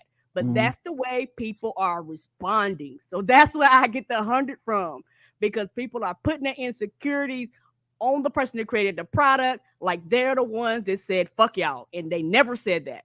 And they're addressing it because so many people went into panic mode that you forced them to address it. And even though this person said this, there's still going to be a percentage of people that's going to say she's lying. You're going to stop buying the product because they don't believe people once white people get involved because of hurt, or pain, and insecurity, whatever. And that's something that they need to work through themselves. This has nothing to do with the person that created the product themselves. The person who created the product, I give them a 0. They didn't do anything. Mm-hmm. Yeah, I'm with you. I think that's the perfect score. I think on both counts, you said it best. So, but yeah, hey, ain't we lucky we got them? Let's go to guess the race. This time for guess the race. This time for guess the race.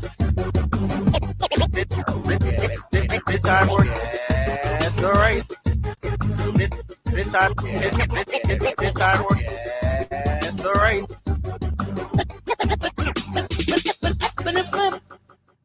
All right, guess the race time. We go around the globe, find different articles. All right, take a look at your screen, perhaps. So guess the race of the people involved, and today's contestants, Karen, in the chat room. Mm-hmm. Our first article is a Miami-Dade man cited after he had his dog's coat dyed to look like Pikachu. Seems like he's got viral. Canine controversy. He did go viral this week after his courtside appearance at a Miami Heat game. Look familiar? Now his owner, though, is facing a county fine for having the dog's fur colored. Absolutely. Here's NBC6's Alina Machado.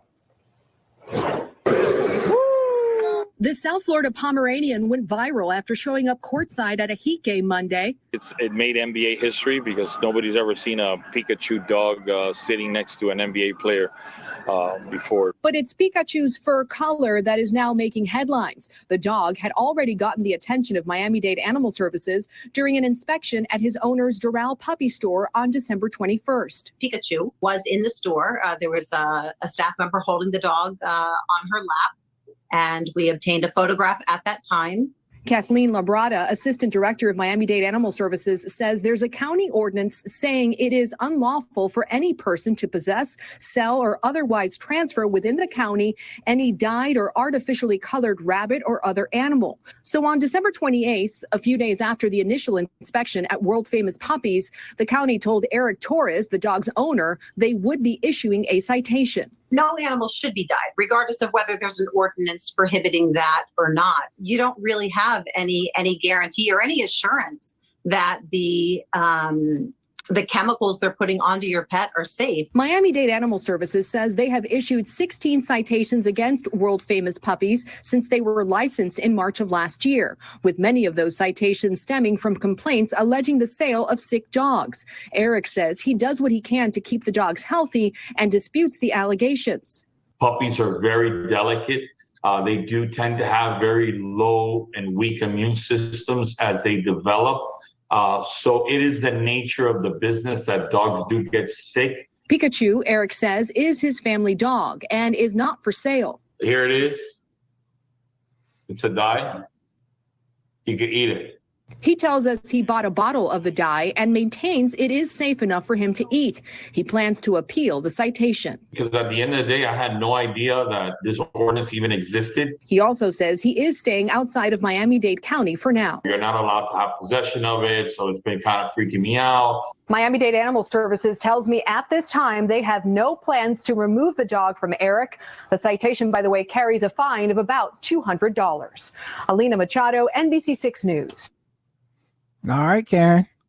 Guess the race of this man with his dog. Oh, white. Ash white. Ash. He want to be the very best. Mm-hmm. Like no one ever was. Gotta get some on. Oh man. Let me check the chat room and see what they believe his race is. Let's see. Gotta spray them all white. Bolsonaro supporter, colorful Caucasian, eating dye, red mouth, but lily white. Only white folks would take the time to do that shit. Latino Cuban B, January 6th, white passing Latino, white. The correct answer is Latino. So Karen, you missed it. Guess I'm paying attention to the name. My bad.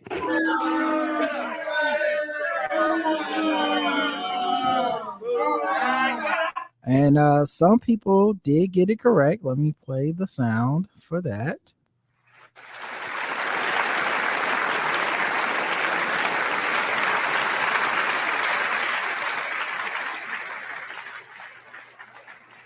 And then let me share my screen because it's a video and not his picture. So I had to go to where they talk to him on the video.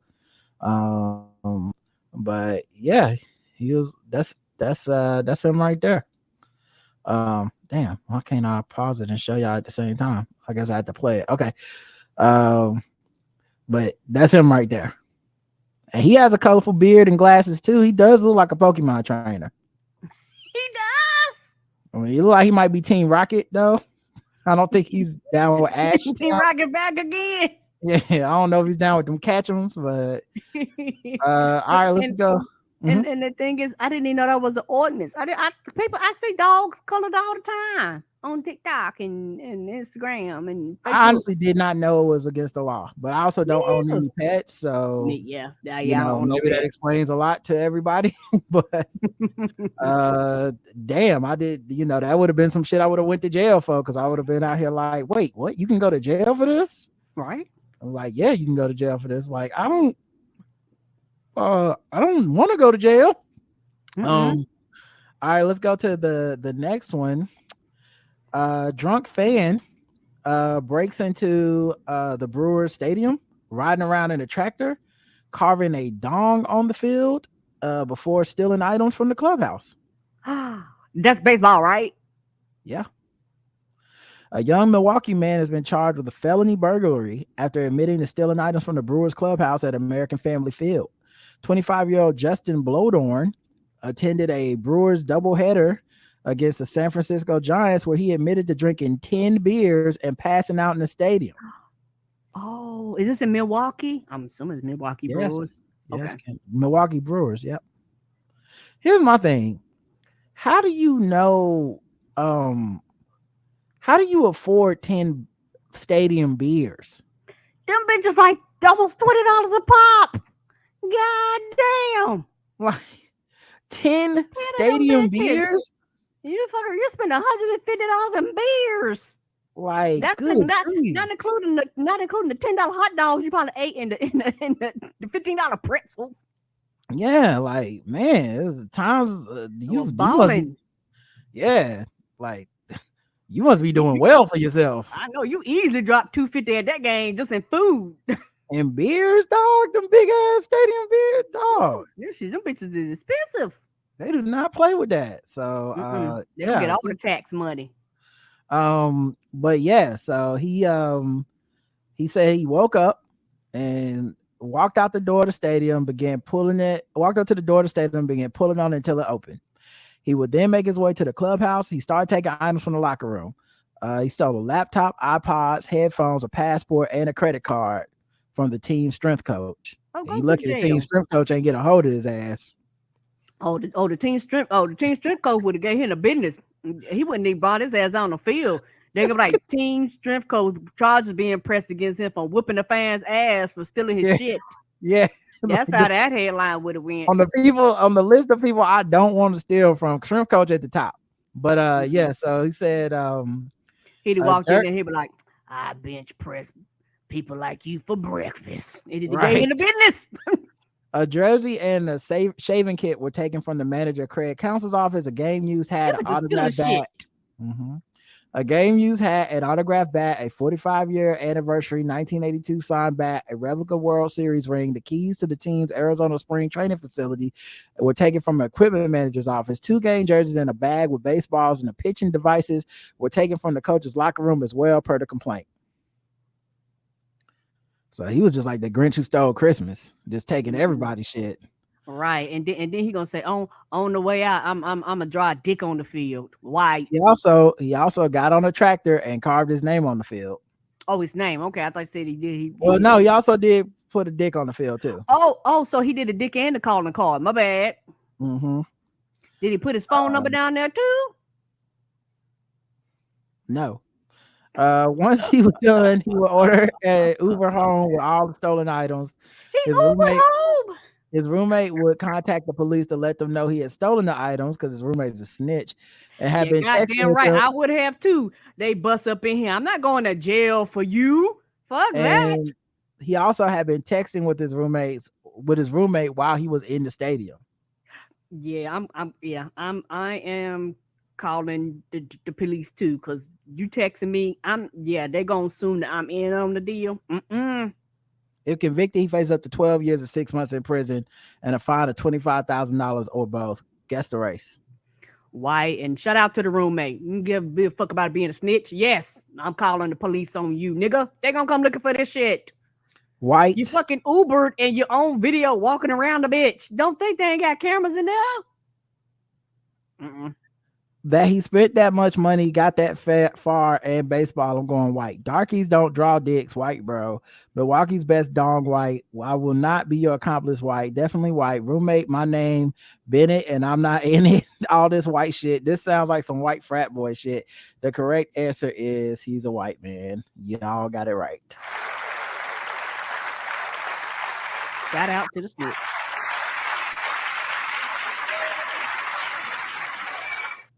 And that's what he looks like. He's the one right here. Yeah, shout out to the snitch. The roommate was like, "Oh, the fuck, I'm going to jail for you?" No. And I believe they do have video footage of it. Because they record everything at these places. Yeah, that's him walking on the field. Just that's him on the tractor. Now, who left the keys in the tractor? I don't know. Man, Somebody you might know what? get fired. I'm pretty sure, but it's one of them things where you don't expect anybody to actually pull on the door until it pops open. Mm-hmm. I guess. And then he's carving dicks, drunk, on the field, just having him a good old time. And guess what? He's the same motherfucker that if he was to get injured, he'd have turned around and try to sue them. Oh, yeah. You know what I'm saying? For being drunk and injured in they shit. Like, yeah. He's not supposed to fucking be there in the first place. Mm-hmm. All right, let's go to the bonus round. Karen is 1-1, so we don't get the more racist version today.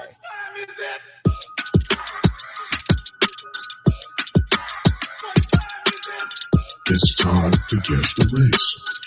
It's time to guess the race. It's time to guess the race. It's time to guess the race. 4 Nashville cops have been fired for having sex on duty with a female officer who was also fired, who hosted a Girls Gone Wild hot tub party with colleagues and their wives, where she took off her top and drank heavily. That's a lot of information. This is the beginning of a porn. What the hell is this? Now, we're only guessing the race of the patrol officer, Megan Hall of the Laverne Police Department. Sound like it's more than just her. Well, we're only guessing her race. Okay, we only guessing for the her purposes race. of the game. Okay. I'm just trying to make it simple for you. Thank you. Mm-hmm. But yeah, she's at the forefront of an investigation after it was revealed in December that she engaged in a sexual relationship with at least 4 male officers. Which time, apparently. I heard of fuck the police, but she took it to the next level. She took it literally. Fellow patrol officer Juan Lugo Perez, Louis Powell, Detective Seneca Shields, and Sergeant Henry Ty McGowan admitted to the accusations, according to the report, with Shields claiming that he had oral sex with Hall in the department's gym while on duty. Hall, doing company time, apparently. Taxpayers' money. Hall, who is married, is also accused of revealing her breast while at the steamy Family Memorial Day boat party with patrol officer Patrick Magliocco, who was suspended. I said, not at the boat party. Yeah. Who was suspended, and fellow officers David Durham and Eric States. Yeah, she was married, so I guess it's more like Cuck the Police. Apparently so. I don't know. She might have been in an open marriage. You never know. You never know. Magliocco said that Stats himself and Durham and Hall were in the hot tub when her top came off before the two went off to have sex in the bathroom. K9 officer Larry Holliday and the patrol officer Gavin Schoborough were also suspended and charged with sexual harassment after exchanging sexual images with Hall. This whole department is off the hook. Everybody needs to suspend it. Everybody needs to lose their jobs. The fuck is this? Right. The police vehicle was the bang bus. Right. You're showing your breasts at the boat party. What is this? The hot tub party, also attended by several of the male officers' wives, was hosted at Stats' boat, where Magliocco had been seen pouring vodka down Hall's throats moments before she took off her top. The report reads that Hall's top came off, and Stats helped put it back on because he was trying to protect her. Hall then pulled Magliocco into the restroom and asked if he wanted to fuck, and then later gave him oral sex when they got off the boat. Hall was open about her relationships with the other officers and once bragged to Magliocco about Officer Powell's dick after performing oral sex on him while on duty. Yeah, and people talking about TJ and them, and it's okay. Everybody grown. You can just no. This is why companies are like, fuck this. We don't want these problems. People are fucking messy, and everybody think it's good until somebody does some bullshit like this at the company function, and then all hell breaks loose. Powell, who is married, initially denied having a sexual relationship with Hall several times and claimed that everybody knows she has multiple partners, but then later he confessed. Magliocco told investigators on December 13th that he and his wife had been in an open relationship with Hall since 2022. He revealed that one day Hall's husband walked in on her and his wife and wasn't on board with the open relationship. Oh, okay. So it just open on her side. It wasn't open on his side. That's the he biggest was closed, swerve. she was open. That's the biggest swerve in the whole. That's the biggest swerve of the whole article is that her husband didn't know. The way she was wilding, I thought, oh, maybe she's in an open relationship. Wrong. At one party, Hall and Magliocco's wife started kissing, and Hall's husband came in the room and seemed upset. The report reads, Hall appeared to keep her sexual relationships a secret from her husband and asked other officers to borrow money to book hotels. Meanwhile, she was out here like, have you seen Pal's dick? It's so huge. Like, how secret could this be? Po thing. He walked in, it was like the whole ship. He was like, God damn, nobody told me. Shout out to the Morning Jones. The whole precinct. the whole precinct. Everybody. The taking of Pelham 1, 2, 3, 4, 5, 6. The K9 department. The CSI department. I mean, what's happening here?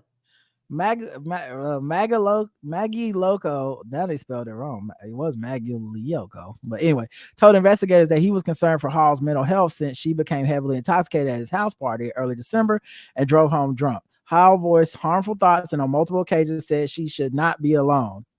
What? You think she wasn't in like a stable place fucking every nigga in the precinct? Wow. Right. Magliocco reported his concerns to the department on December 8th. Oh, because he really did care.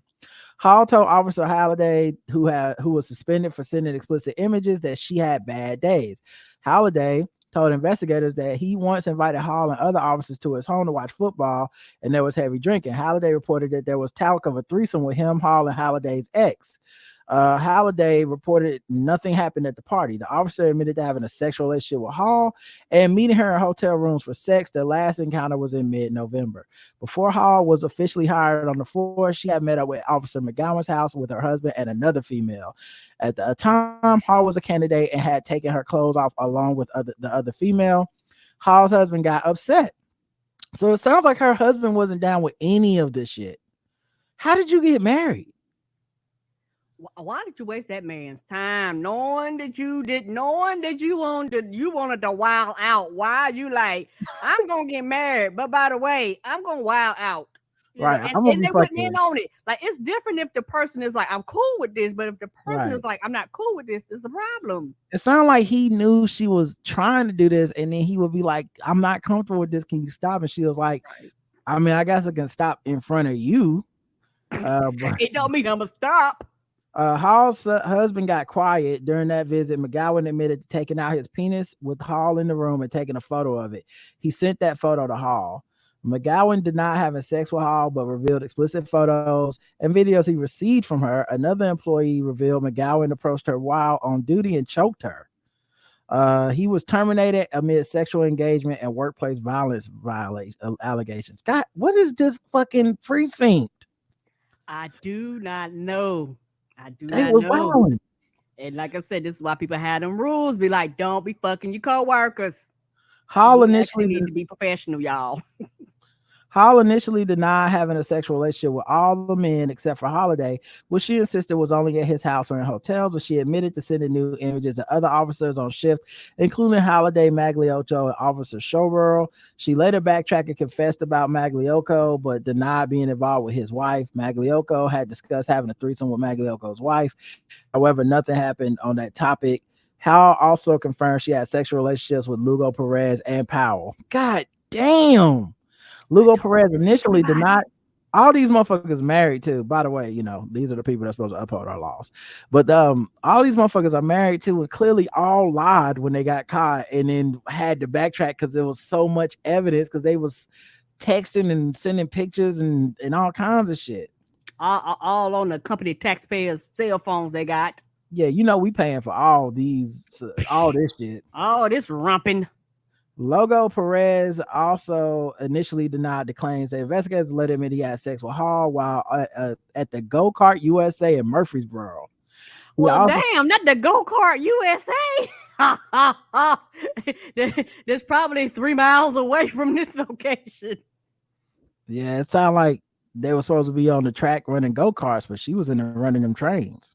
Come on. He also confessed to sending and receiving nudes and saw images with Hall. Hall confessed to an ongoing relationship with McGowan despite his pushback and denial. Hall confirmed she had sex twice with McGowan, most recently December 4th at his house in Laverne. I'm surprised nobody got an STD. Hall said that she and McGowan had been close forever, and one time he told her to use me if she ever wanted to have sex. Hall confirms that she and McGowan would send news back and forth. It's unclear if any of the officers will appeal. Here's what I think happened. I think men are definitely the like have no control. They're the weaker of all the species. And she was just offering up pussy, and every person was like, "Yep, I'm in. Fuck my whole life, fuck my career, fuck my wife, fuck my children.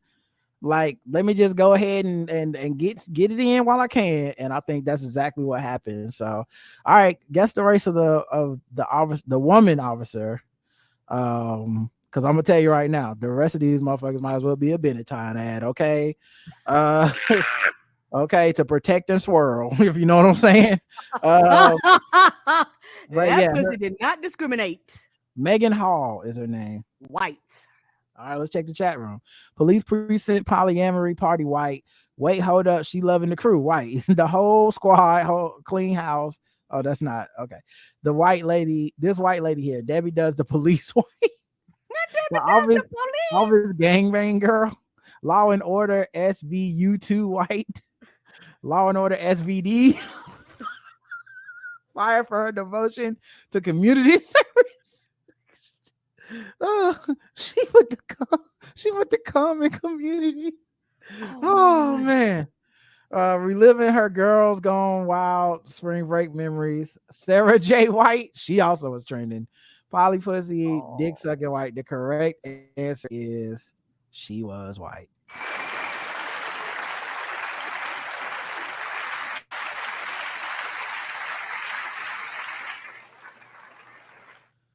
Man, she was giving it up to everybody.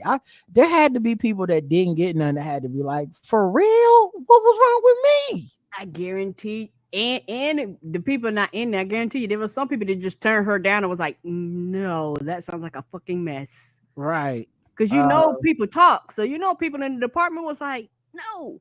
The fact that imagine being one of these people's spouses, not the one that was in on it, but one of the ones that didn't know. Was not in on it. You know how embarrassing it is that not only is your man losing his job for having sex on the job, but like everybody was fucking this woman. Like he not even special. It's not an affair. It's not a dalliance. It was not super hot. It's just she was just giving out vagina like it was candy at Halloween, and these niggas all were like, I'm willing to blow my whole life up for it. Apparently so. But yeah, like I said, it's there's this guy, the whole Rainbow Coalition. There's this brother. He admitted to having oral sex with her in the gym while on duty. There's this brother that looked like the black man that opens up for Dave Chappelle back in the day. I forget his name. Yes. For Chris Rock, I forget his name. He was the one in the movie Pootie Tang that always repeated everything. And it's hot too. Anyway, he looked like him. And he was in the K9 unit. Thank God he did. The dog didn't get none, I hope. Okay. I guess that's her being sworn in. This is another officer that had off-duty sexual relationship with her. They would meet in hotels and at his home. There's the only officer that didn't get none. Why her face look like I'm gonna fuck everybody when she got that bad? Like that's clearly her being sworn in. Protect and fuck. Right. I'm gonna serve the community hard as I can. That's another dude that look at all this. There's a lot of dudes, man. It's a lot of families that just turn. Could you imagine you didn't know? And your children kind of age, you turn on the TV and see your fucking daddy flashing across the screen. Right. Real hot girl shit. Okay. That's serious hot girl shit. I'm calling in the officer down. Officer downtown.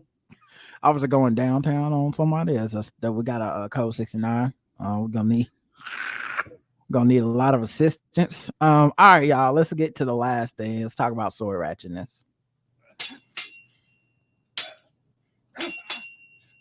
Officer being black. We got an officer being black.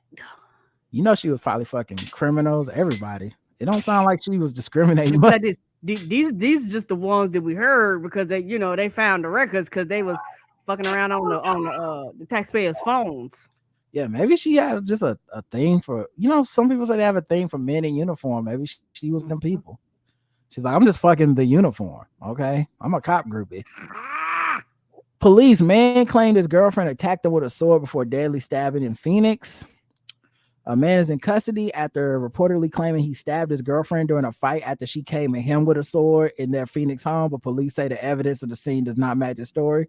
You don't say. I don't match the story.